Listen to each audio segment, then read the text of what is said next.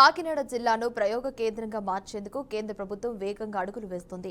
ఇందుకు సంబంధించి ఇస్రో శాస్త్రవేత్తల బృందం ఫిబ్రవరి 18 నుంచి 3 రోజుల పాటు కాకినాడ మరియు కోనసీమ జిల్లాలో పర్యటించింది.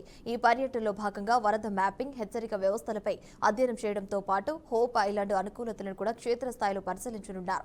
భవిష్యత్తు ప్రాజెక్టుల దృష్ట్యా ప్రాంతీయ పరిస్థితులను సమగ్రంగా అంచనా వేయడం ఈ పర్యటన లక్ష్యంగా మారింది. దీనిపై మరింత సమాచారాన్ని మా ప్రతినిధి చంటి అందిస్తారు.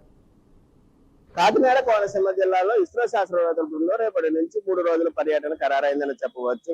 కాకినాడ హోప్ ఐలాండ్ కు దగ్గరగా ఉన్న హోప్ ఐలాండ్ సందర్శనార్థం అంటే అక్కడ నుంచి రాకెట్ ప్రయోగాలకు అనువుగా ఉంటుందా, తుఫాను హెచ్చరికల నేపథ్యంలో అక్కడ ఏ విధంగా హోప్ ఐలాండ్ కాపాడుకుంటూ వస్తుంది, అలాగే ఇక్కడ పరిస్థితులు అనుకూల పరిస్థితులు దానిపై కేంద్ర ప్రభుత్వానికి నివేదికల ఆధారంగా రేపటి నుంచి ఇక్కడ రాకెట్ ప్రయోగాలకు వేదిక కానుందని స్పష్టంగా తెలుస్తా ఉంది. అయితే 5-6 మైళ్ళ దూరంలో ఉన్న హోప్ ఐలాండ్ సుమారు 413 మైళ్ళ విస్తీర్ణంలో సుమారు అక్కడ 500 మంది పైగా కుటుంబాలు జీవనం సాగిస్తా ఉన్నాయి. అయితే అక్కడ నుంచి ఇప్పటి వరకు అక్కడ ఉన్న కుటుంబాలు బయటకు రాకుండానే అక్కడ ఎన్నో తుఫానులు వచ్చినా సరే అక్కడే జీవనం సాగిస్తూ ఉన్నారు. అయితే ఈ రాకెట్ ప్రయోగాలకు వేలైనప్పుడు అక్కడ పూర్తి స్థాయిలో సౌకర్యాల కల్పనకు ఇక్కడ నుంచి కాకినాడ నుంచి అక్కడికి ఏ విధంగా తీసుకువెళ్తారో, అయితే మత్స్యకారులను అక్కడ నుంచి బయటకు తీసుకువస్తారా, వాళ్ళకు అన్ని సౌకర్యాలు కల్పిస్తారా లేదా అనే దానిపై పూర్తి సమాచారం తెలియాల్సి ఉంది. అయితే ఇక్కడికి వచ్చే శాస్త్రవేత్తల బృందాన్ని ఆర్డీఓతో పాటుగా జిల్లా అధికారులు కూడా పూర్తి స్థాయిలో సమీక్షలు చేసి వారితో సమన్వయం చేసి